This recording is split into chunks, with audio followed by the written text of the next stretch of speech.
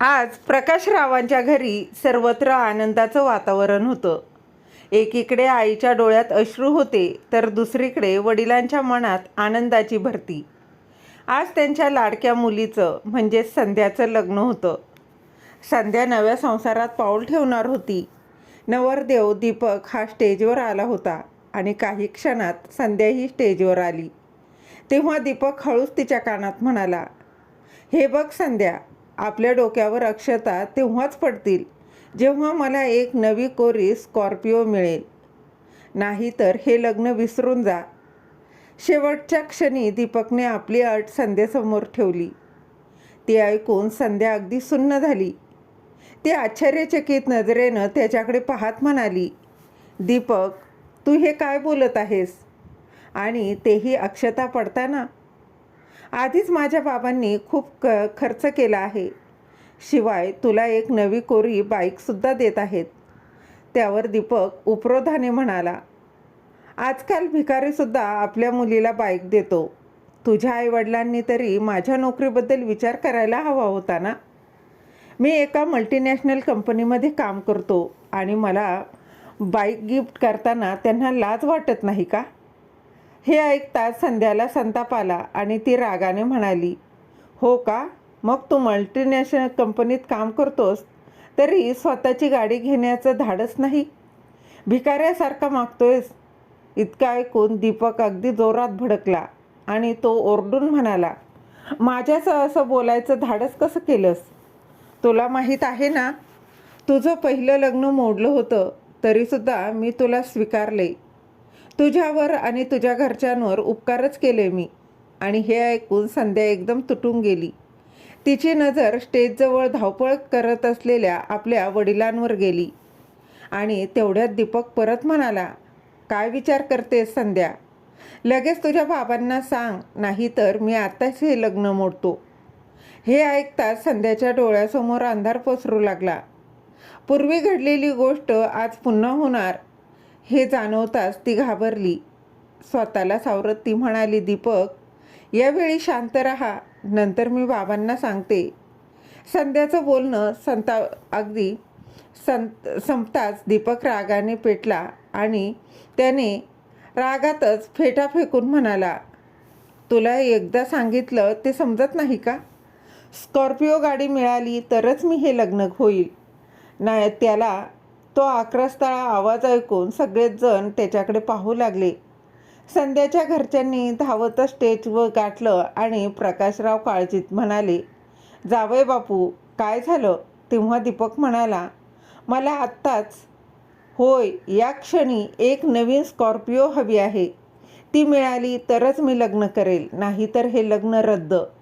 आणि हे ऐकून मंडपात उपस्थित असलेले सर्वजण चकित झाले.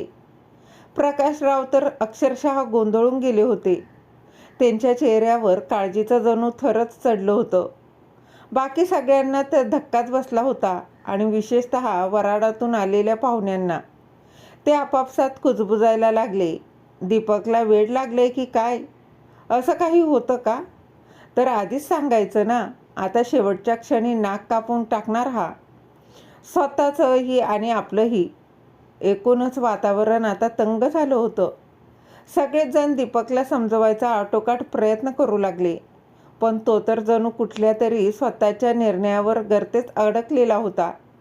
तो हट्टालाच बसला होता आणि शिवाय संध्यावर अपमानास्पद आरोपही करत होता. आणि तो म्हणाला, "या मुलीचं एकदा दुसऱ्या मुलासोबत साखरपुडा झाला होता, पण मी दुर्लक्ष केलं. नाहीतर मला कोणाचं वापरलेलं सामान नकोय. मला कोणाचं खरकटं खायची हवस नाही." इतकं ऐकून संध्याचा भाऊ संतापला आणि त्याने सरळ एक जोरदार थप्पड दीपकच्या गालावर लावली. "माझ्या बहिणीविषयी अशा घाणेरड्या शब्दात बोलण्याचं तुझं धाडसच कसं झालं?" आणि त्या क्षणी काही वराडी मंडळी निघून गेली. उरलेल्या पाहुण्यांना थांबवण्यात आलं आणि पोलिसांना बोलवण्यात आलं. पोलीस येताच त्यांनी दीपकला पकडलं. एक पोलीस म्हणाला, "काय रे नवरदेवा, तुला हुंडा हवा आहे का?" तेही सगळ्यांसमोर. दीपक म्हणाला, "मी माझ्या अधिकाराने मागतोय, यात हुंडा कुठे आलाय?" पोलिसाने ताडकन त्याला उत्तर दिलं, "तुझा अधिकार? आता तुरुंगात मिळेल, इकडे नाही. इतकं बोलून त्यांनी दीपक आणि त्याच्या घरच्यांना ताब्यात घेतलं. आणि दुसरीकडे संध्या स्टेजवरच बसली होती. तिचा चेहरा निर्विकार होता. ती एकटक मांडवाकडे बघत होती. काही वेळापूर्वी जिथं आनंदाची कारंजे उडत होती, तिथं आता केवळ नीरव शांतता आणि उद्ध्वस्त स्वप्नांची राख उरली होती. संध्याची अवस्था पाहून तिची आई इंदुताईंच्या डोळ्यातही पाणी आलं. त्या आपल्या मुलीकडे धावत गेल्या आणि तिला छातीशी घट्ट पकडलं. संध्या मात्र एखाद्या लहान मुलीसारखी आपल्या आईला बिलगून रडत होती. बस कर बाळा, शांत हो. का स्वतःला एवढा त्रास करून देतेस? तो तर तुझ्या लायकीचाच नव्हता, असं म्हणत इंदुताईंनी तिच्या डोळ्यातलं पाणी अलगद पुसलं आणि आपल्या सुनेला म्हणाल्या, सुजाता, संध्याला घेऊन घरी चल. थोड्याच वेळात सुजाता संध्याला घरी घेऊन आली. घरात पाऊल टाकता संध्या थेट आपल्या खोलीत गेली आणि दरवाजा बंद करून घेतला. ती हळूहळू आरशासमोर जाऊन उभी राहिली. दीपकचे ते कडवट शब्द अजूनही तिच्या कानात घुमत होते. तुझं एक लग्न मोडलं होतं. तुझा दुसऱ्याबरोबर साखरपुडाही झालेला होता. तरी मी या सगळ्याकडे दुर्लक्ष केलं. नाहीतर मला कोणाचं वापरलेलं सामान नकोय. मला कुणाचं खरकटं खायची हौस नाही. संध्याने आपले दोन्ही हात कानांवर ठेवले आणि खाली जमिनीवर जोरात कोसळली. तिला सगळं आठवायला लागलं. तिचा पहिला साखरपुडा मानवसोबत झाला होता, पण तो सुद्धा हुंडेखोर निघाला. लग्नाआधीच त्यानं पैशाची मागणी केली होती आणि त्यामुळेच ते नातंच मोडलं. पण त्या गोष्टीत संध्याची काय चूक होती? तरीही आजही तिला तिची चूक नसताना अशी शिक्षा मिळेल असा विचार तिने स्वप्नातसुद्धा केला नव्हता. तिने आपल्या गळ्यातले सगळे दागिने काढले आणि कोपऱ्यात फेकून दिले. हुंदका देत ती जोरजोरात रडू लागली. तिचं रडणं इतकं रुद्रदायक होतं की ती बाहेरपर्यंत ते आवाज ऐकू येत होता. संध्याचा आवाज ऐकून प्रकाशराव पूर्णपणे कोसळले. आधीच लग्न मोडल्याचं दुःख त्यांना खूप झालं होतं. आता संध्याची अवस्था पाहून उरली सुरली कसरही पूर्ण झाली. फक्त प्राणच निघाले नव्हते, बाकी काही उरलं नव्हतं. ते धावत संध्याच्या खोलीच्या दारात गेले आणि जोरात दारावर थाप मारत ओरडले, संध्या, संध्या बाळा, माझं एकदा ऐक ना. आपल्या बाबांचं तरी ऐकशील की नाही? पण संध्या अखंड रडतच राहिली. प्रकाशराव पुन्हा म्हणाले, संध्या बाळा, तुझ्या बाबांचं ऐकणार नाहीस का? बोलता बोलता ते स्वतःही रडू लागले. आपल्या बाबांचं रडणं ऐकता संध्या एक क्षणासाठी थरथरली. ती बाबांचं दुःख पाहू शकत नव्हती. तिने खूपच कष्टाने आपला आवाज सावरत एवढंच उत्तर दिलं, बाबा, मी ठीक आहे. हे बोलून ती पुन्हा ओक्सामोक्शी रडू लागली. तिने जवळच पडलेला एक रुमाल तोंडात धरला, जेणेकरून तिच्या रडण्याचा आवाज बाहेर जाऊ नये. बाहेर एकीकडे संध्याची वहिनी सुजाता ही मनातल्या मनात कुरकुरत होती. हे काय नवं संकट.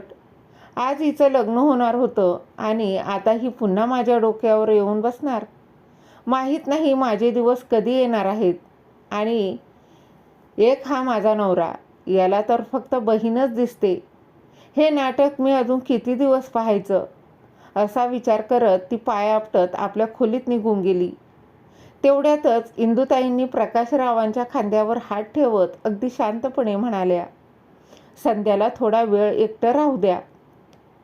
प्रकाशरावही थकलेल्या पावलांनी आपल्या खोलीकडे वळाले. काही तासांपूर्वी जे घर आनंदानं भरलेलं होतं, तेच आता शोकाच्या सावटाखाली अगदी डवळून निघालं होतं. इकडे पोलीस दीपकचं स्वागत करत होते. त्याचे घरचे सगळीकडे हात जोडत विनवत होते, आमच्या मुलाला माफ करा, सोडा त्याला. पण पोलिसांनी थेट सांगितलं, हुंड्याची केस आहे मॅडम. एकदा आत गेला की सहज बाहेर येणं शक्य नाही. हे ऐकून दीपकच्याही चेहऱ्यावरची भीती स्पष्ट दिसू लागली.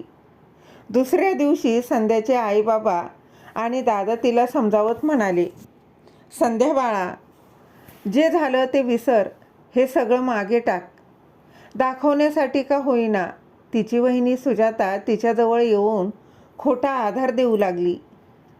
संध्या, सगळं विसर आणि पुन्हा कामावर जा. खरं तर तिला फक्त संध्याच्या पगाराशी मतलब होता. हळूहळू एक आठवडा सरकून गेला. एक दिवस सुजाता स्वयंपाकघरात नाश्ता करत असताना मनातल्या मनात चिडचिड करत म्हणाली. ती म्हणत होती, या संध्याचं भारी नाटक आहे आणि महाराणीसारखी खोलीत बसून आराम करते आणि मी इथे झिजते, मर काम करते. तेवढ्यातच इंदुताई स्वयंपाकघरात येत म्हणाल्या, सुजाता बेटा, नाश्ता झाला का? दे, मी संध्याला खाऊ घालते. असं म्हणून त्या नाश्त्याची प्लेट उचलायला गेल्या तेव्हा सुजाता पटकन प्लेट हातात घेत म्हणाली, द्या ना आई, मीच संध्याला नाश्ता देऊन येते.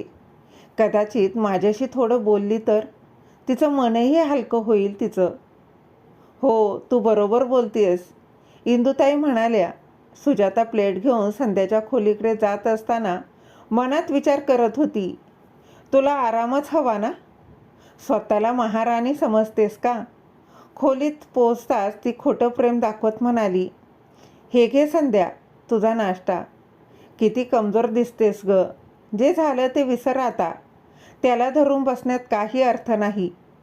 कधी ना कधी पुढे तर जायचेच नाही का? हे घे, खाऊन घे 2 घास. असं म्हणून सुजातानं प्लेट तिच्यासमोर ठेवली. संध्याने 1 घास घेतला, पण तो तोंडात टाकताच सुजाता पुन्हा म्हणाली, एक बोचरा टोमणा मारतच म्हणाली, कधीपर्यंत अशीच घरात बसून वेळ घालवणार आहे संध्या? वहिनीचा आवाज चिरकला, बघ ना, तुझ्या लग्नावर किती खर्च झाला. लग्न तर झालं नाही, पण सगळं काही गेलं वाया. खर्च मात्र झाला ना. बाबांची ती थोडीशी पेन्शन घर चालवायला पुरते, पण तुझा भाऊ, त्यानं काय काय केलं, किती कर्ज काढलं होतं. आणि तू कामावर जाण्याचं नावसुद्धा घेत नाही. हे शब्द संध्याच्या काळजावर अक्षरशः भाल्यासारखे घाव करत होते आणि प्रत्येक वाक्य ती अगदी मूकपणे ऐकत होती. पण मनात एक अश्रूंची दाट वादळ उसळत होतं. संध्या शांतपणे म्हणाली, झालं वहिनी, मी निघते आता. असं म्हणत तिनं घास प्लेटमध्येच ठेवला. तेव्हा सुजाता जबरदस्तीने तो घास तिच्या तोंडात घालत म्हणाली, अगं, नाश्ता तरी करून घे, नाहीतर नंतर म्हणशील वहिनीने खायलाही दिलं नाही. असं म्हणत ती तोंड वाकडं करून हसली आणि निघून गेली. काही वेळाने संध्यानं उदास चेहऱ्यानं आपली पर्स उचलली आणि घराबाहेर पडली. तेवढ्यातच पाठीमागून इंदुताई म्हणाल्या, संध्या बाळा. तेवढ्यात मध्येच सुजाता म्हणाली, आई, संध्या बँकेत जात आहे. म्हणत होती की घरी बसून राहिलं तर तेच विचार सतत डोक्यात येतात. संध्याचं असं अचानक बाहेर जाणं इंदुताईंना थोडंसं विचित्रच वाटलं, पण त्या काही बोलल्या नाहीत. इकडे संध्या थोडी पुढे गेली होती. तेवढ्यात काही महिलांचे शब्द तिच्या कानावर पडले, हीच ना संध्या? हिचं तर दोन दिवसांपूर्वीच लग्न झालं होतं ना? एक महिला कुजबुजत म्हणाली. तेव्हा दुसरी महिला लगेच म्हणाली, अगं, कुठे झालं तिचं लग्न? तू तुझ्या माहेरी गेली होतीस ना, त्यामुळे तुला माहीत नाही. फार वाईट झालं तिच्याबरोबर. असं म्हणत ती पहिल्या महिलेला सगळी हकीकत सांगू लागली. याआधीही तिचा एक साखरपुडा मोडला होता. काहीतरी कारण नक्कीच असणार, पण या लोकांनी सगळा दोष मुलाकडच्यांवर टाकला. खरं तर हीच नशिबाची खोटी. हातावरची मेहंदी जायच्या आतच बाहेर पडावं लागलं तिला. थोडा वेळ थांबवायचंच ना. तिला थांबवायचंही भान नव्हतं वाटत. टोमणा मारत तिसरी कटाक्ष टाकत म्हणाली. या बोचऱ्या शब्दांनी मनात संध्याचं मन अधिकच अगदी भरून आलं. चालणंही तिला अवघड वाटू लागलं. ती पावलं टाकत पटापट पुढे निघून गेली. दुसरीकडे 1 आठवडा उलटून गेला तरी दीपक तुरुंगातच होता. त्याचे आईवडील त्याला बाहेर काढण्यासाठी धडपड करत होते, पण त्यांचे सर्व प्रयत्न हे व्यर्थ जात होते. त्या आठवड्यात त्यांनी आपल्या मुलाचं तोंडसुद्धा पाहिलं नव्हतं. पोलिसांनी भेटीची परवानगीही दिली नव्हती. खूप विनंती केल्यानंतर हातपाय जोडून सरिताताईंनी शेवटी भेटीसाठी परवानगी मागितली आणि ती मिळवलीही. काही वेळाने हळूहळू चालत दीपक त्यांच्यासमोर आला. त्याची अवस्था पाहून सरिताताई जोरजोरात रडू लागल्या. रडतच त्या म्हणाल्या, "तू हे काय केलंस रे बाळा? एका चुकीमुळे तू सगळं आयुष्य उद्ध्वस्त केलं. तुला कशाची कमी होती? गाडी तर स्वतः विकत घेऊ शकत होतास. मग काय गरज होती भिकाऱ्यासारखी मागणी करायची? सगळं चांगलं चाललं होतं. संध्यासारखी समजूतदार सुंदर मुलगी तुझ्या आयुष्यात येणार होती. पण तू सगळं गमावून बसलास. केवळ तुझंच नाही, तिचं आयुष्यही उद्ध्वस्त केलंस तू." हे ऐकल्यावर दीपक आपल्या वडिलांकडे पाहत म्हणाला, "आई, मी बाबांच्या बोलण्याला भुललो होतो. बाबांनीच मला हे सगळं करायला सांगितलं होतं. त्यांचं स्पष्ट म्हणणं होतं, मुलीच्या घरच्यांचा फायदा घ्यायचा असतो आणि शेवटच्या क्षणी जे मागशील ते द्यावंच लागतं त्यांना." हे ऐकताच सरिताताई आपल्या नवऱ्याकडे बघून म्हणाल्या. जे मान खाली घालून गप्प उभे होते त्या संतापून म्हणाल्या, "तुम्ही एवढ्या खालच्या पातळीला जाल आणि असं वागाल असं स्वप्नातसुद्धा वाटलं नव्हतं मला. पण हो, आता सगळं लक्षात येतंय माझ्या. चूक तुमची नाही, माझी आहे. माझ्या माहेरच्यांची आहे. काही वर्षापूर्वी जेव्हा तुम्ही माझ्याशी लग्न करताना अर्ध्यावर फेरे थांबवून हुंडा मागितलात, तेव्हा जर माझ्या घरच्यांनी तुम्हाला मांडवातून बाहेर काढलं असतं तर आज हा दिवस पाहावा लागला नसता. तुम्हाला काय वाटलं, पूर्वीसारखं सगळं सहज चालून जाईल? आणि म्हणूनच तुम्ही स्वतःच्या हातांनी आपल्या मुलाचं आयुष्यही उद्ध्वस्त केलं." हे ऐकून सरिताताई भरून आलेल्या डोळ्यांनी रडत रडत तिथून निघून गेल्या. आता दीपकलाही आपल्या चुकीची तीव्र जाणीव होऊन लागली होती. तो आपल्या वडिलांकडे बघून म्हणाला, जणू काही त्यांच्या विरोधात तक्रार करत होता.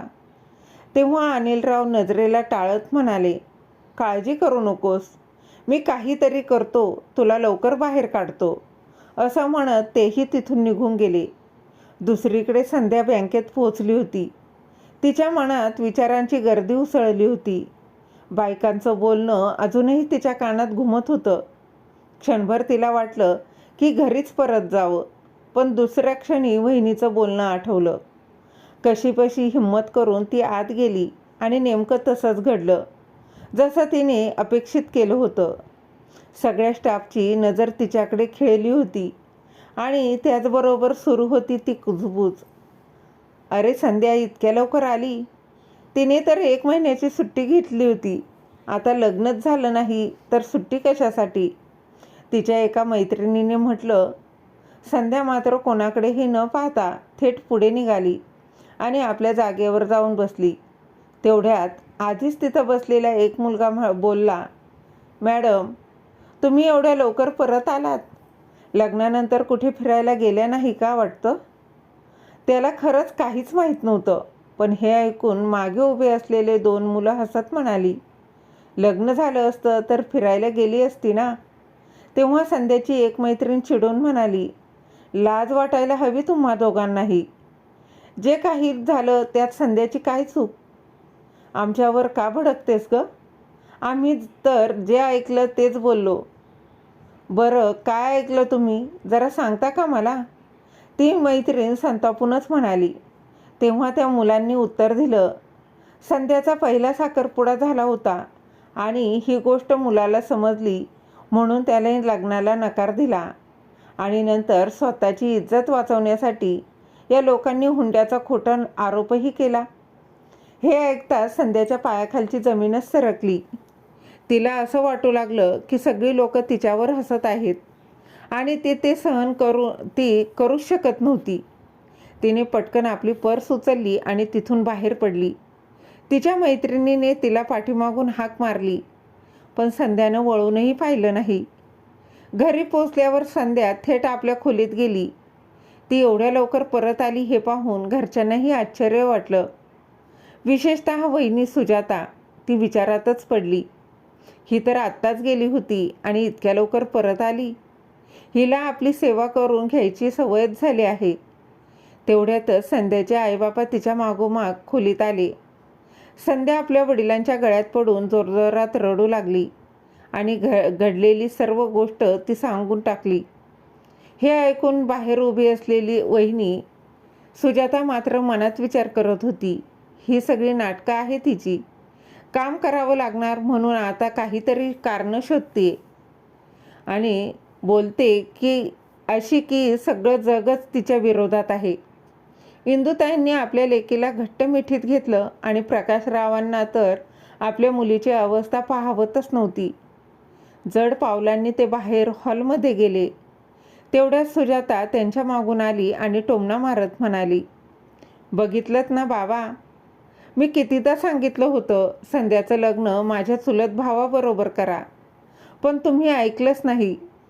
म्हणालात ना तो कमी शिकलेला आहे, दारू पितो. मी माझ्या मुलीचं लग्न तुझ्या भावाबरोबर कधीच करणार नाही. आता काय झालं, सापडला का तुमच्या मुलीसाठी एखादा राजकुमार? आता कायमची बसली ना घरी. आणि मला तर आता भीती वाटते, हिला वेड लागलं तर. आणि या सगळ्याला जबाबदार कोण? फक्त तुम्ही. सगळेच लोक माझ्या डोक्यावर बसले आहेत. रिकामे टेकडे सुजाता बडबड करतच बाहेर निघून गेली. मात्र तिच्या त्या बोचऱ्या बोलण्याचा खोल परिणाम प्रकाशरावांच्या मनावर झाला. आधीच ते हृदयविकाराच्या त्रासाने त्रस्त होते आणि दुसऱ्याच क्षणी ते धडपडत खाली कोसळले. त्यांचा पडलेला धपकन आवाज थेट बाहेरपर्यंत पोहोचला. आवाज ऐकताच सगळेच जण दचकले आणि घाईघाईने हॉलकडे धावले. पण तोपर्यंत फार उशीर झाला होता. प्रकाशराव जमिनीवर निश्चिंतपणे पडले होते. बाबा बाबा संध्या किंचाळली. त्यांना तातडीने हॉस्पिटलमध्येही नेण्यात आलं आणि त्या दरम्यान सुजाताला आतून एक अनामिक भीतीही वाटू लागली. जर कुणाला समजलं की तिची कडवट बोलण्यामुळेच हे घडलं तर कोणीच तिला माफ करणार नाही, आणि विशेषतः तिचा नवरा. म्हणून ती एका कोपऱ्यात उभी राहून डोळ्यातून खोटं पाणी काढू लागली. तेवढ्यात डॉक्टर बाहेर आले आणि म्हणाले, सॉरी, हॉस्पिटलमध्ये आणण्याआधीच त्यांचं निधन झालं होतं. आम्ही काहीच करू शकलो नाही. हे ऐकता ऐकता संपूर्ण घरावर जणू आभाळच कोसळलं. विशेषतः संध्यावर, कारण घरात तिच्या सर्वात जवळच्या समजूतदार व्यक्ती म्हणजे तिचे बाबा एकटेच होते. तिच्या प्रत्येक अडचणी, तक्रारी, भावना ज्या पाठीशी उभ्या राहून ऐकत समजून घेत होते, ते मार्ग दाखवत असत. आज तीच व्यक्ती देवाने तिच्यापासून हिरावून घेतली होती. पुन्हा एकदा संपूर्ण नातेवाईक मंडळी एकत्र आली. लोकांच्या कुजबुजत्या आवाजांचे पडसाद आता संध्याच्या कानावरही पडू लागले. हे देवा, काय संकट ओढवलं या घरावर. पहिलं लग्न मोडलं आणि आता वडिलांचं निधन. बिचारी संध्या. एका स्त्रीने हळहळून म्हटलं, बिचारी बिचारी. दुसरीने उपरोधिकपणे हसून उत्तर दिलं, ती तर एक नंबरची अपशकुनी आहे. तिच्यामुळेच हे सगळं घडलं.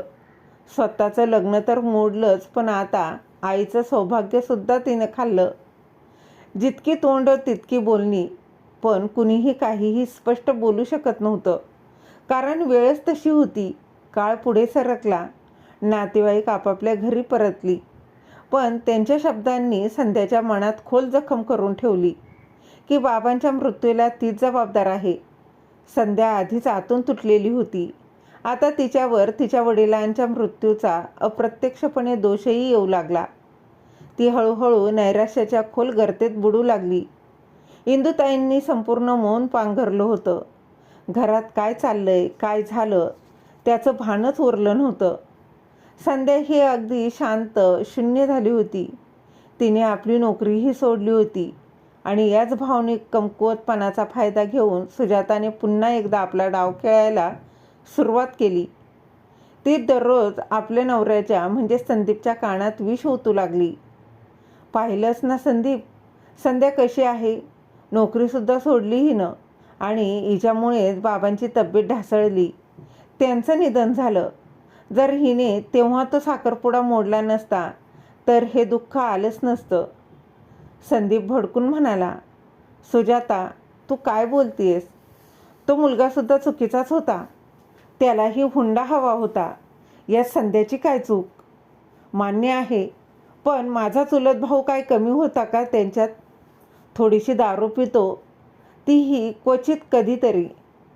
तुम्हीसुद्धा कधीमधी पिता, तेव्हा मी काही म्हणते का? पण तुमची बहीण मात्र प्रत्येक मुलात काहीतरी दोषच काढायची सवय आहे तिला. बघा ना, तिच्याच हट्टीपणामुळे बाबा गेले. सुजाता संदीपला आपल्याच बाजूने खेचण्याचा पूर्ण प्रयत्न करत होती आणि त्याचा परिणामही संदीपवर दिसू लागला होता. दुसरीकडे संदीपचे वडील त्याला तुरुंगातून बाहेर काढण्यासाठी प्रयत्नांची पराकाष्ठा करत होते. पण त्याचा वकील म्हणाला, जोपर्यंत मुलीच्या बाजूचे केस मागे घेत नाही तोपर्यंत दीपकची यातून सुटका होणं शक्यच नाही. आता ही केस पैसे देऊनच मिटवावी लागेल. ते सरळ संध्याच्या घरी आले. दारातच सुजाता भेटली. त्यांनी हात जोडत विनंती केली, बेटा, मला माहीत आहे की आमचं चुकलं, पण जे घडलं ते मागे घेता येत नाही. देवासाठी माझ्या मुलाचं आयुष्य बर्बाद होऊ देऊ नका. केस मागे घ्या. मी 10 लाख रुपये देतो तुम्हाला. 10 लाख? आणि हे ऐकताच सुजाताचे डोळे विस्फारले गेले. ती म्हणाली, ठीक आहे, मी संध्याला समजावते. आज रात्री पैसे घेऊन या. असं म्हणून ती आत गेली आणि आपल्या नवऱ्याला बोलावून म्हणाली, संदीप, आपली चांदी झाली आहे. 10 लाख रुपये मिळणार आहेत. फुकटचे पैसे कोणाला नको असतात. संदीपलाही सुजाताचं बोलणं योग्य वाटू लागलं. सुजाता मनात विचार करू लागली, संदीप तर तयार झाला आहे, आता फक्त संध्याला तयार करावं लागेल. असाच विचार करत ती संध्याजवळ गेली आणि म्हणाली, संध्या, तू दीपक विरुद्ध जी तक्रार दाखल केली होतीस ती परत घे. हे ऐकून संध्या आश्चर्यचकित झाली. ती सुजाताकडे बघू लागली. तेव्हा सुजाता रागाने आणि घाईच्या स्वरात म्हणाली, असं काय बघतेस? त्याच्या बदल्यात 10 लाख रुपये देतायत ते. कधी बघितले तेवढे पैसे? तसंही तू नोकरी सोडून घरातच बसली आहेस. आता तुझा भाऊ काय काय खर्च करणार आणि घर खर्च चालवणार तरी कसा? तुझ्या त्या मोडलेल्या लग्नाचं कर्ज फेडत बसणार का? म्हणूनच मी जे काही सांगते ते गपचूप कर, ऐक आणि तक्रार मागे घे. एवढं बोलून ती तिथून निघून गेली. रात्री उशिरा दीपकचे वडील 10 लाख रुपयांची बॅग घेऊन घरी आले. सुजाता आनंदाने थैथयाट करत दरवाजात उभी होती. त्यांनी बॅग उघडून सुजातासमोर ठेवली आणि विचारलं, संध्या केस मागे घेण्यासाठी तयार आहे ना? सुजाताच्या डोळ्यात लोभ चमकला. हो, ती तयार आहे. तुम्ही अजिबात काळजी करू नका. लवकरच दीपक जेलमधून बाहेर येईल. तेवढ्यात संध्या बाहेर आली. ती रागाने पुढे आली आणि ती बॅग उचलून थेट दाराबाहेर फेकली. हे तुमचे पैसे घ्या आणि इथून चालते व्हा. ज्या माणसामुळे माझं संपूर्ण आयुष्य उद्ध्वस्त झालं आणि तुम्हाला वाटतं की मी त्या माणसाला जेलमधून सोडवावं? अजिबात नाही. कृपया इथून निघून जा. संध्याच्या त्या संतप्त आवाजात एवढी तीव्रता होती की आसपासचं वातावरणही जणू स्तब्ध झालं. तिच्या संतापाचा सामना करत दीपकचे वडील हात जोडत म्हणाले, संध्या बाळा, आम्हाला आमची चूक मान्य आहे.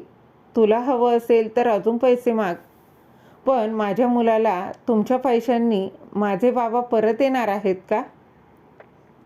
संध्याचा स्वर आता थरथरत होता. नाही ना? मग कृपा करून माझ्या सहनशीलतेची परीक्षा घेऊ नका. मी स्वतः तुम्हाला बाहेर काढण्याआधीच इथून तुम्ही निघून जा. प्लीज, आम्हाला आमचं आयुष्य जगू द्या. एकटं सोडा. असं म्हणत संध्याने त्यांचं बोलणं मध्येच तोडत हाताने दार उघडलं आणि तिच्या डोळ्यातून येणाऱ्या अश्रूंनी शब्दांपेक्षाही अधिक कठोर संदेश दिला. तिचा राग पाहून दीपकचे वडील निशब्द झाले आणि हताशपणे तिथून निघून गेले. ते गेले आणि क्षणभरात सुजाता संध्यावर खवळली. अपशकुनी कुठली! तू हे काय केलंस? घरी आलेल्या लक्ष्मीला लाथ मारलीस? असं ओरडतच तिने संध्याच्या गालावर एक जोरदार थप्पड दिली. सुजाता! संदीप जोरात ओरडला, पण सुजाता त्याच्यावर आता ओरडली, मला ओरडू नका. बघितलं नाही का तुमच्या बहिणीनं काय केलं ते? 10 लाख रुपये होते. कधी बघितले तरी आहेत का एवढे पैसे? आयुष्यभर कमावलं तरीही मिळणार नाही तेवढे पैसे. सुजाताच्या त्या लोभी बोलण्याचा प्रभाव आता संदीपवरही होऊ लागला होता. 10 लाख रुपयांचा मोह त्याच्या मनात खोलवर रुतू लागला. आता त्याला सुजाताबरोबर आणि संध्या चुकीची वाटू लागली होती. संध्या, तू हे काय केलंस? एवढा पैसा मिळत नव्हता आणि तू सगळ्यावर पाणी फिरवलंस. आपल्या भावाचं बोलणं ऐकून संध्या देखील सुन्न झाली. हा तोच भाऊ जो एकेकाळी तिच्यावर जीव ओवाळून टाकायचा. दादा, तुला तो पैसा दिसतो, पण त्या पैशांनी आपल्या बाबांचा खुनी जेलमधून तो देखील सुटणार आहे, हे तुला दिसत नाही का? मग काय, दीपक तुरुंगात राहिल्याने तुझे बाबा परत येणार आहे का? सुजाता विष ओकतच म्हणाली आणि पाय आपटत खोलीत निघून गेली. संदीपही तिच्या मागे गेला. संध्या पूर्णपणे ती कोसळून गेली होती. तिला आपला दादा आणि वहिनीविषयी चीड, राग आणि तिरस्कार वाटू लागला. ती भिंतीवर लावलेल्या बाबांच्या फोटोकडे एकटक पाहत म्हणाली, बाबा, तुम्ही मला एकटीला का सोडलत? आणि मग आपल्या आईजवळ गेली. आई त्या खोलीतल्या आरामखुर्चीत शांत बसल्या होत्या. सगळे ऐकत संध्या त्यांच्या मांडीवर डोकं ठेवून मोठ्याने रडू लागली. दुसरीकडे रागाने भरलेली सुजाता संदीपला म्हणाली, एकतर तुझ्या बहिणीला समजाव, नाहीतर मला 10 लाख रुपये आणून दे. संदीप थेट म्हणाला, सुजाता, तू हद्द करतेस. मी 10 लाख कुठून आणू? तेव्हा सुजाता अगदी ताठपणे उत्तरली, ठीक आहे मग, पण तू माझ्या आणि संध्याच्या मध्ये अजिबात येऊ नकोस. केस मागे घ्यायला तिला कसं तयार करायचं ते मला चांगलंच माहीत आहे. ठीक आहे सुजाता, तुला जे करायचं ते कर. मी काहीच बोलणार नाही. आणि हे ऐकताच सुजाताच्या चेहऱ्यावर एक विषारी हास्य पसरलं. तिनं पटकन दीपकच्या वडिलांना फोन केला आणि म्हणाली, काका, आज जे झालं त्याबद्दल मी माफी मागते, पण तुम्ही मला फक्त 1 आठवड्याचा वेळ तर द्या. संध्याला मी स्वतः तयार करते. दीपकचे वडील शांतपणे म्हणाले, ठीक आहे, आणि त्यांनी फोन ठेवला. सुजाता मनातल्या मनात विचार करत होती, संध्या, आता बघ मी तुझी काय अवस्था करते. तू स्वतःहून ती केस परत घेणार. 10 लाख रुपये मला हवेतच, तेही कोणत्याही परिस्थितीत, आणि त्यासाठी मी काहीही करू शकते. असा कट रचत ती शांतपणे झोपी गेली. दुसरीकडे इंदुताई संध्याच्या डोक्यावरून हात अगदी प्रेमाने फिरवत त्या किंचित थरथरत्या आवाजात तिला म्हणाल्या, संध्या बाळा, ही तू आहेस का गं? अशी हरवलेली, तुटलेली तुझ्या वडिलांनी तुला कधीही झुकायला शिकवलं नव्हतं. प्रत्येक संकटाशी डोळ्यात डोळे घालून लढायला शिकवलं होतं. मग आज तू अशी कागं झालीस, कागं अशी मोडून पडलीस. ते असते तर तुझी ही अवस्था पाहून त्यांचं काळीज चिरून निघालं असतं. विचार कर संध्या, तुझं असं अश्रूंमध्ये बुडालेलं रूप पाहून त्यांना खरंच समाधान वाटत असतं का? त्यांनी जिच्या डोळ्यात जिद्दीची ठिणगी पेटवली ती मुलगी अशी विझून चालली आहे हे पाहून त्यांचं मन पार कोसळून गेलं असतं. उठ संध्या, उभी राहा, कारण तू हार मानणाऱ्या मुलींपैकी नव्हे. हे ऐकून संध्या काहीही बोलली नाही. फक्त इंदुताईंच्या मांडीवर डोकं ठेवून ती हुंदके देत रडत राहिली. इंदुताईंनी तिचा हात आपल्या हातात घेतला आणि विचारलं, संध्या बाळा, एक गोष्ट सांग. तू दीपकला त्याच्या कर्माची शिक्षा दिलीस, पण तू स्वतः काहीही चुकीचं न करता ही शिक्षा का भोगतीयस? याचं उत्तर काय? हे ऐकून संध्या चकित होऊन त्यांच्या डोळ्यात बघू लागली. इंदुताई तिच्या डोळ्यातले अश्रू पुसत म्हणाल्या, ही सुद्धा एक शिक्षा आहे ग. स्वतःला खोलीत बंद करणं, नोकरी सोडणं, हे सगळं शिक्षा नाही तर दुसरं काय? लोक काय बोलतात याला महत्त्व द्यायचं की आपल्या वडिलांनी शिकवलेल्या आत्मसन्मानाला? संध्या म्हणाली, आई, मी पूर्णपणे कोसळून गेले होते. काहीच समजत नव्हतं. मी जितकं पुढे जाण्याचा प्रयत्न करत होते तितकंच लोक मागे खेचत होती. त्यांचं टोमणे अजूनही माझ्या कानात घुमतात. असं वाटतंय की सगळं काही माझ्यामुळेच झालंय. जणू मुलगी म्हणून जन्म घेणंच एक माझी मोठी चूक झाली आहे. हे म्हणताच ती पुन्हा ढसढसा रडू लागली. इंदुताईंनी तिला घट्ट मिठी मारली आणि त्या म्हणाल्या, बस झालं बाळा, आता पुरे झालं रडणं. आता स्वतःला सिद्ध करायची वेळ आली आहे. सगळ्यांना उत्तरं द्यावंच लागेल. हो आई, असं म्हणून संध्यानं अश्रू पुसले आणि थेट स्वयंपाकघरात जाऊन दूध गरम करू लागली. इकडे सुजाता मात्र विचारांच्या गर्तेत सापडली होती. झोप तर तिच्या डोळ्यालाही शिवत नव्हती. संध्या स्वयंपाकघरात खटपट ऐकून ती उठून बाहेर आली. तिनं पाहिलं तर संध्या दुधाचा ग्लास हातात घेऊन उभी होती. सुजाता तिरसटपणे म्हणाली, हे दूध, हे सगळं खाणं पिणं, हे सगळं पैशातून येतं आणि तू मात्र सगळं मोफत उडवत आहेस. असं बोलून तिने एक थट्टेची कटाक्ष टाकली आणि तिथून निघून गेली. संध्या मात्र शांतपणे आईच्या खोलीत गेली. त्यांना दूध दिलं आणि झोपवून आली. त्यानंतर स्वतःचा लॅपटॉप उघडून ती रात्री उशिरापर्यंत नोकरी शोधत राहिली. दुसऱ्या दिवशी सकाळी संध्या नव्या उमेदीनं आणि उत्साहानं उठली. आज ती ठरवूनच उठली होती. आता चुका सुधारायच्याच. आज ती एका महत्त्वाच्या मुलाखतीसाठी जाणार होती.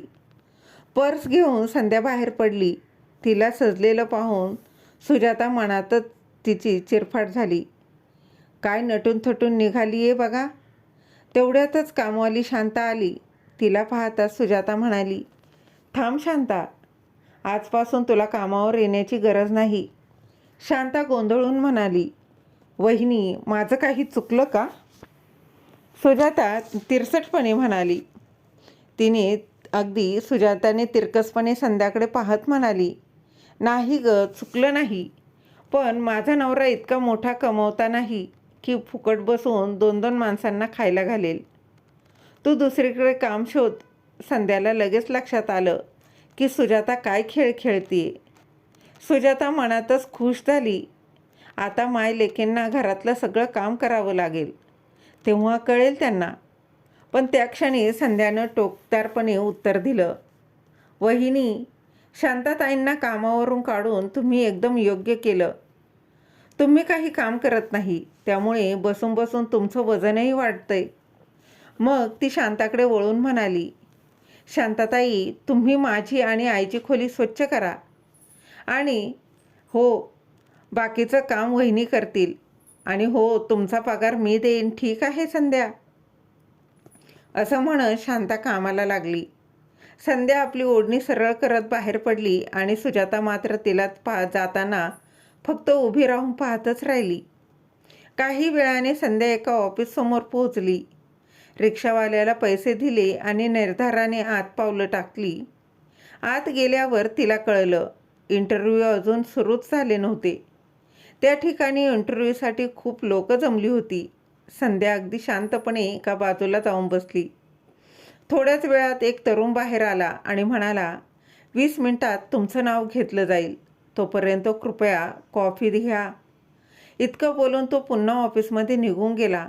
तो निघून गेल्यावर काही क्षणातच एक स्त्री सर्वांसाठी कॉफी घेऊन आली. पण ती एक पायरी उतरते न उतरतेच धडाम करून ती खाली पडली आणि तिच्या हातातील कॉफी सांडून गेली. काही लोक तिला पाहून धावले आणि संध्याही तात्काळ पुढे आली. अरे बापरे, यांना काय झालं? त्यांना काय झालं? वाटतं लगेच हॉस्पिटलला घेऊन जावं लागेल. संध्या काळजीने म्हणाली. तेवढ्यात आतून आवाज आला, इंटरव्ह्यू सुरू झाला आहे. मिस मृणाली, कृपया आत या. मग मृणाली नावाची मुलगी उठली आणि ती आत गेली. बाकीच्यांनीही लगबगीनं हालचाल सुरू केली. चला चला, आता आपलाही नंबर लागेल, असं म्हणत सगळे ऑफिसच्या बाहेर रांगेत उभे राहिले. हे सगळं पाहून संध्या थबकली. तिला मनात विचार आला, या सगळ्यांना फक्त स्वतःचीच काळजी आहे. या म्हाताऱ्या बाईकडे कोणी लक्षही देत नाही. ती रांगेतील लोकांना म्हणाली, तुम्ही थोडं लक्ष ठेवा, मी लगेच एक रिक्षा घेऊन येते. यांना हॉस्पिटलला घेऊन जाते. तेवढ्यात तिथे उभे असलेला एक तरुण तिला थांबवत म्हणाला, मॅडम, आता तुमचाच नंबर लागणार आहे इंटरव्ह्यूला. तुम्ही गेलात तर ही संधी तुमच्या हातून निघून जाईल. संध्या अगदी ठामपणे म्हणाली, नोकरी नंतर पाहू, आधी माणुसकी महत्त्वाची आहे. या माईंना वाचवणं अधिक गरजेचं आहे भाऊ. असं म्हणून तिनं रिक्षा बोलावली आणि त्या वृद्ध माईंना घेऊन ती हॉस्पिटलमध्ये निघून गेली. बाकी सगळे तिथेच थांबून आपल्या नंबरची वाट पाहत राहिले. काही वेळातच एक मुलगा बाहेर आला आणि मोठ्यानं म्हणाला, सर्वांनी कृपया आपला वेळ वाया घालवू नये. ज्यांनी त्या आजीबाईंना हॉस्पिटलला नेलं त्या मॅडमना ही नोकरी मिळाली आहे. आमचे बॉस फक्त एकच गोष्ट पाहत होते, तुमच्यात माणुसकी आहे का? आणि हे ऐकताच सगळ्यांच्या तोंडाचं पाणी पळालं. तेवढ्यात अर्जुन स्वतः बाहेर आला आणि ठाम आवाजात म्हणाला, तुम्हा सगळ्यांना नोकरीचं एवढंच महत्त्वाचं वाटतं? दुसऱ्याच्या जीवापेक्षा स्वतःचा फायदा मोठा वाटतो. ज्या माणसांमध्ये माणुसकीच नाही त्यांच्यासाठी माझ्या ऑफिसमध्ये जागाच नाही. तुम्ही सगळे जाऊ शकता. असं ठाम सांगून अर्जुन पुन्हा आपल्या केबिनमध्ये गेला. कारण ती वृद्ध बाई दुसरी कोणी नसून अर्जुनची स्वतःची आई होती. ही संपूर्ण योजना अर्जुननं उमेदीनं आपली खरी परीक्षा घेण्यासाठी ती आखलेली होती. दुसरीकडे संध्या त्या माईंना घेऊन हॉस्पिटलमध्ये पोहोचली होती. तुम्ही पटकन जाऊन फॉर्म भरा, एक नर्स तिला म्हणाली आणि त्या माईंना आत घेऊन गेली. संध्याने आपली फाईल तिथंच ठेवली आणि बाहेर निघून गेली. तिच्या मागेच त्या माईंनी डोळे उघडले. सॉरी ताई, मला काहीच झालेलं नाही, त्या नर्सला म्हणाल्या. नर्स त्यांच्याकडे आश्चर्याने पाहतच राहिली आणि बाहेर संध्या काळजीने विचार करत होती, जर ही नोकरी मिळाली नाही तर वहिनी माझं जगणं अशक्य करून टाकेल. तिला स्वतःच्या भविष्याची चिंता नव्हती, तिला काळजी होती आपल्या आईची. असं विचार करतच ती पुन्हा आत गेली. तेव्हा निवेदिता ताईंना शुद्ध आली होती आणि त्यानंतर संध्या धावत त्यांच्याजवळ गेली आणि विचारलं, तुम्ही बरे आहात ना? घर कुठे आहे तुमचं? घरात कोण कोण आहे? मला सांगा, मी त्यांना फोन करते. संध्याच्या एकाच वाक्यातून कितीतरी प्रश्न झरझर बाहेर आले आणि निवेदिता ताईंनी व्याकुळ चेहऱ्याने उत्तर दिलं, काय सांगू बाळा, एक मुलगा आहे, पण त्याला माझी जरासुद्धा फिकीर नाही.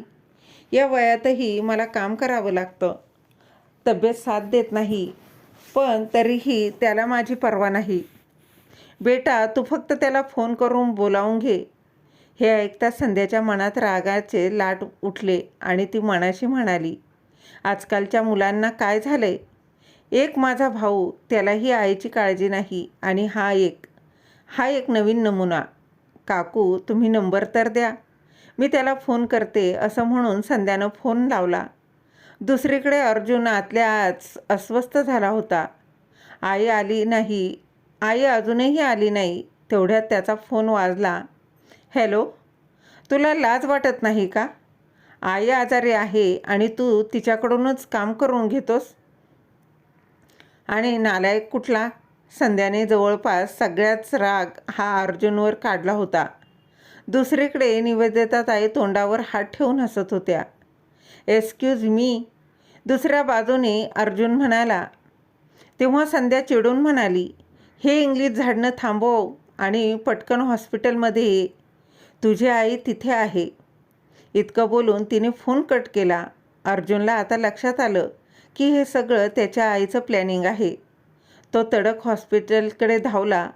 इकडे निवेदिता ताई थोड्या भावूक होऊन म्हणाल्या, बेटी, माझ्यामुळे तुझी नोकरी गेली. संध्या अगदी शांतपणे म्हणाली, काही हरकत नाही माई, नोकरी तुमच्या जीवापेक्षा मोठी नाही. संध्याचं उत्तर ऐकून निवेदिता ताईंना हसायलाच आलं त्यांना आणि तेवढ्यात अर्जुन आत आला. तो आपल्या आईकडे तक्रारीच्या नजरेनं पाहू लागला. काय ग आई, काहीही बोलतेस? असं म्हणत त्याने टेबलवर ठेवलेली संध्याची फाईल उचलली आणि पाहू लागला. संध्या त्याच्याकडे रागाने पाहत होती. ती काही बोलणार इतक्यात अर्जुन म्हणाला, काहीही बोलण्याआधी माझं लक्षपूर्वक ऐक. अभिनंदन miss Sandhya, you are selected. ही माझी इंटरव्ह्यू घेण्याची खास पद्धत आहे आणि तू त्यात पास झालीस. आणि मी तोच बॉस आहे ज्याला तू मनातल्या मनात भरपूर शिव्या घातल्यास. आणि ही बघ, जी आजारी असल्यासारखी बेडवर पडून आहे, हीच माझी आई निवेदिता देवी, तुमच्या ऑफिसची हेड. हे ऐकताच संध्या गोंधळून गेली. मी? खरं म्हणजे ती काही बोलू शकली नाही. अर्जुन हसत म्हणाला, रिलॅक्स संध्या, त्या वेळेत जे योग्य होतं तू तेच केलंस. तुला सॉरी म्हणण्याची अजिबात गरज नाही. ओके, आता तू जाऊ शकतेस आणि उद्या सकाळी 9 वाजता ऑफिसमध्ये जॉईन हो. संध्याला तर विश्वासच बसत नव्हता की तिला ही नोकरी मिळाली आहे. थँक्यू सो मच, एवढं म्हणत ती आनंदात घरी जायला निघाली. ती गेल्यावर निवेदिता ताई म्हणाल्या, अर्जुन, मला ही मुलगी खूपच आवडली आहे. साधी, सोज्वळ, सुंदर मनाची, जी मला हवी होती. ती सगळी खासियत हिच्यात आहे. अर्जुन हसत म्हणाला, आई, मी जॉबसाठी इंटरव्ह्यू घेत होतो, लग्नासाठी नाही. आणि आता ऑफिसला जायचं की नाही. दुसरीकडे संध्या घरी आनंदाने जात होती, पण कुठे ना कुठे अर्जुन तिच्या मनात घर करून बसला होता. किती मोठा बिझनेस याचा, किती मोठा बिझनेसमॅन, पण थोडासुद्धा गर्व नाही. घरी गेल्यावर तिने सर्वात आधी इंदुताईंना ही सगळी आनंदाची बातमी सांगितली. बातमी ऐकून इंदुताई प्रचंड आनंदित झाल्या, पण सुजाताचा चेहरा मात्र उतरला. तिला आता ते 10 लाख रुपये हातातून निसटताना स्पष्ट दिसत होते. दुसऱ्या दिवशी संध्या ऑफिसला गेली. ती संपूर्ण मन लावून आपलं काम करत होती. तिचं काम पाहून अर्जुन खूप खुश होता. निवेदिता ताईंना तर ती पहिल्याच दिवसापासून आवडली होती. वेळ निघून जात होता. आता संध्या देखील पूर्वीसारखी आनंदी राहू लागली. आणि आता कोणी तिच्या विरुद्ध काही बोललं तर तीही जोरदार उत्तर द्यायला मागे पुढे पाहत नव्हती. एका संध्याकाळी ऑफिसमध्ये खूप उशीर झाला. तेव्हा निवेदिता ताई तिला म्हणाल्या, आज मीच तुला घरी सोडते. संध्या त्यांच्या आग्रहामुळे नकार देऊ शकली नाही. त्या दोघी गाडीत बसून निघाल्या. रस्त्यात खूप गप्पाही झाल्या. काही वेळाने संध्या म्हणाली, सर, गाडी इथेच बाजूला थांबवा. समोरच माझं घर आहे. गाडी थांबवली. संध्या गाडीतून उतरली आणि बोलता बोलता तिने आपला फोन गाडीतच विसरली. थँक्यू सर, असं म्हणत ती घराकडे वळली. पण घरात पाऊल ठेवताच समोरचं दृश्य पाहून ती आश्चर्यचकित झाली. तिची वहिनी तिच्या खोलीतलं सगळं सामान स्टोअररूममध्ये हलवत होती आणि तिचा भाऊ संदीप एका बाजूला निवांत उभा होता. संध्या धावतच पुढे गेली. हे काय चाललंय? माझं सामान कुठे नेताय? तेव्हा सुजाता उपरोधाने म्हणाली, तुझं सामान स्टोअररूममध्ये ठेवलं जातंय आणि आजपासून तू तुझ्या आईच्या खोलीत राहणार आहेस, कारण तुझी खोली आम्ही भाड्याने दिली आहे. पण का? संध्या ओरडून म्हणाली. संदीप म्हणाला, संध्या, इतकं ओरडू नकोस. घरची परिस्थिती तुला माहीत आहेच. आणखी तुझ्या लग्नाचं कर्जसुद्धा फिटलेलं नाही आहे. तेवढ्यात सुजाता टोमणा मारत म्हणाली, हो ना, तेच लग्न जे झालंच नाही आणि पैशांची वाट मात्र लावून गेलं. तेव्हा संध्या म्हणाली, पण ही खोली माझी आहे. तुम्ही वरची खोली देऊ शकता ना? हे ऐकताच संदीप तिला जोरात ओरडला, तू काय सतत माझी खोली असं करत असतेस? मुलींच्या कुठे खोल्या असतात का? लग्न झालं की तुझ्या घरी जा आणि मग माझं तुझं कर. इथे तुझं काहीही नाही. संध्याच्या डोळ्यात टचकन पाणी आलं. तेवढ्यात सुजाता कटाक्ष टाकत टोमणा मारत म्हणाली, आणि ते देखील तुझं लग्न झालं तर? मला तर वाटत नाही आता तुझं कधी लग्न होईल. जिचं 2दा लग्न मोडलं तिनं तर लग्नाचं स्वप्नही पाहू नये. ही अपशकुनी मुलगी तर आयुष्यभर आपल्या डोक्यावर बसणार आहे. सुजाताचं ते कडवट शब्द ऐकून संध्याचे पूर्णपणे कोसळून गेली. इंदुताईंना तिला हळूच आपल्या खोलीत घेऊन गेल्या. दरवाज्यात उभे असलेले अर्जुन आणि निवेदिताताई हे सगळं ऐकत होते. ते दोघं तिचा फोन परत देण्यासाठी आले होते, पण ते न बोलताच दरवाजातूनच परत गेले. दुसऱ्या दिवशी संध्या उदास मनाने ऑफिसला गेली. अर्जुनने तिच्या टेबलावर फोन ठेवत अगदी शांतपणे म्हणाला, काल तुझा मोबाईल गाडीत राहिला होता. संध्या फोन घेत फक्त एवढंच म्हणाली, थँक्यू सर, आणि तिथून निघून गेली. संध्याकाळ झाली, पण आज अर्जुन आणि निवेदिताताईंनी एकदाही संध्याला हसताना पाहिलं नव्हतं. संध्या घरी गेली. नेहमीसारखंच तिची पावलं खोलीकडे वळली, पण दरवाजाला कुलूप पाहून ती थबकली. तेवढ्यात इंदुताई तिच्यासाठी चहा घेऊन आल्या. संध्या थकलेल्या पायांनी तिथेच बसली. इतक्यात पाठीमागून आवाज आला, आम्ही आत येऊ का? संध्याने वळून पाहिलं तर अर्जुन आणि निवेदिताताई दाराच्या चौकटीत उभ्या होत्या. त्यांच्या हातात काही सामान होतं. या ना मॅडम. या सर, संध्या पटकन उभी राहून म्हणाली. आवाज ऐकून सुजाता देखील खोलीतून बाहेर आली. घरासमोरची मोठी गाडी पाहून तिचे डोळे विस्फारले गेले. तुम्ही इथं? संध्या आश्चर्यचकित होऊन म्हणाली. आई, हे आमचे अर्जुन सर आहेत आणि या त्यांच्या आई निवेदिता मॅडम. आम्ही तुमच्याकडे तुमची सर्वात अनमोल गोष्ट मागायला आलो आहोत. असं म्हणत त्यांनी इंदुताईंना मिठी मारली आणि म्हणाल्या, मी माझ्या मुलासाठी संध्याचा हात मागायला आले आहे आणि ओटीचं सामानही घेऊन आले आहे. हे ऐकून जवळ उभ्या असलेल्या सुजाताचं डोकं गरगरायला लागलं. संध्या अर्जुनकडे पाहत स्तब्ध झाली. संध्या, मी तुझ्यावर खूप प्रेम करतो आणि मला वाटतं की तूच माझी जीवनसाथी व्हावीस. हे काय बोलताय सर तुम्ही? हे शक्यच नाही. असं म्हणत ती थेट वरच्या मजल्यावर निघून गेली. अर्जुनने निवेदिताताईंना पाहिलं. त्यांनी संध्याच्या मागे जाण्याचा इशारा केला. इकडे सुजाता मनातच म्हणत होती, संध्याचं एवढ्या मोठ्या घरात लग्न होणार. तिचं नशीबच फळफळलं म्हणायचं. आता ही ऐश करणार, पण मी असं काहीच होऊन देणार नाही. मला या लोकांना तिचं सत्य सांगावंच लागेल. तोवर अर्जुन वर गेला. संध्या, कमीत कमी ऐकून तरी घे ना. नाही सर, तुम्ही जे काही म्हणत आहात ते शक्य नाही, कारण तुम्हाला माझ्याबद्दल काहीच माहिती नाही. माझं लग्न आधीच मोडलं आहे हे सुद्धा तुम्हाला माहीत नाही. अर्जुन हसत म्हणाला. झालं का मन मोकळं? आता ऐक, मला काही फरक पडत नाही. इकडे इंदुताई उठत म्हणाल्या, तुम्ही बसा, मी चहा घेऊन येते. तेवढ्यात संधी साधून सुजाता निवेदितांच्या जवळ घेऊन म्हणाली, ही तर खूप छान गोष्ट आहे की तुम्ही संध्याचा हात मागायला आलात, पण काही गोष्टी आहेत ज्या संध्याविषयी तुम्हाला माहीत असायला हव्यात. तेवढ्यात पाठीमागून आवाज आला, संध्याविषयी जेवढं माहीत करून घ्यायचं होतं, जेवढं माहिती करून घ्यायला हवं ते आम्हाला आधीच माहिती आहे. सुजाताने वळून पाहिलं तर पाठीमागे अर्जुन संध्याचा हात आपल्या हातात घेऊन उभा होता आणि हे दृश्य पाहून सुजाताची बोलतीच बंद झाली. तेवढ्यात इंदुताई स्वयंपाकघरातून चहा घेऊन आल्या. त्यांच्या चेहऱ्यावरचा आनंद स्पष्ट दिसत होता. आईला आनंदी पाहून संध्या मनातल्या मनात आपल्या बाबांना आठवत होती. बाबा, तुम्हाला जसा मुलगा माझ्यासाठी हवा होता, अगदी तसाच मुलगा आज भेटला आहे, पण तुम्हीच आज माझ्यासोबत नाही. तुम्ही असता तर किती छान झालं असतं.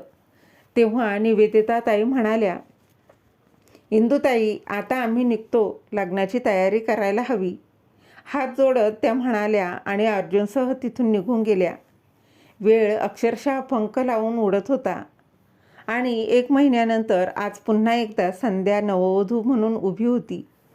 बघता बघता दोघांचं लग्न विधिवत पार पडलं. एकीकडे उभी असलेली सुजाता हे सगळं पाहत होती. डोळ्यांनी हसत पण मनातून जळत होती. आता तिच्या हातात काही उरलंच नव्हतं. पाठवणीची वेळ झाली. संध्याच्या डोळ्यात टचकन पाणी उभं राहिलं. तिनं आपल्या आईकडे पाहिलं, जी आधीपासूनच रडत होती. तेवढ्यात अर्जुन इंदुताईंच्या जवळ गेला आणि म्हणाला, आई, तुम्ही मला काही दिलं नाही, पण आता मी जे मागतो आहे ते जर मला दिलं, ते जर तुम्ही दिलं नाही तर मी तुमच्या मुलीला घेऊन जाणार नाही. आणि हे ऐकताच सगळीकडे कुजबूज सुरू झाली. सुजाताच्या चेहऱ्यावर मात्र उपरोधिक हास्य उमटलं. बघा आता, हाही हुंडाच मागतोय बहुतेक. फार स्वप्न पाहिली होती हिनं. आता बघतेच कशी फसतात तिची स्वप्न ती मनातल्या मनात कुरकुरत होती. पण पुढच्या क्षणी अर्जुन इंदुताईंचा हात पकडत म्हणाला, अगदी प्रेमाने म्हणाला, मला हुंडा म्हणून काही नको, पण दुसरी आई मात्र हवी आहे. हे ऐकून सुजाता पूर्णपणे जळून खाक झाली. पण संध्याच्या चेहऱ्यावर मात्र आनंदाचं लखलखट हास्य उमटलं आणि उमटायलाच हवं होतं, कारण अर्जुननं तिची मनोमन इच्छा पूर्ण केली होती. इंदुताई काही बोलणार तितक्यातच निवेदिताताई पुढे आल्या आणि खळखळून हसत म्हणाल्या, विहीनबाई, आता नको म्हणू नका बरं का, मलाही एक सोबती हवा आहेच ना. त्यांच्या त्या विनोदातले शब्द जरी हलके होते तरी अर्थ मात्र खोल होता. त्यांच्या आग्रहापुढे इंदुताईंनी शेवटी मान खाली घालून होकार दिला आणि त्या दोघीही एकत्र निघून गेल्या. आणि इथे मात्र सुजाता आणि संदीप फक्त त्यांच्याकडे पाहत राहिले, ते मूक निरुत्तर. तर मग मित्र आणि मैत्रिणींनो, संध्याने जे केलं ते योग्य होतं की अयोग्य कमेंटमध्ये नक्की सांगा. आणि कथा आवडली असेल तर कथेला लाईक, शेअर, सबस्क्राईब नक्की करा. भेटूया अशाच एका नवीन कथेसोबत नवीन विषयासह. तोपर्यंत धन्यवाद.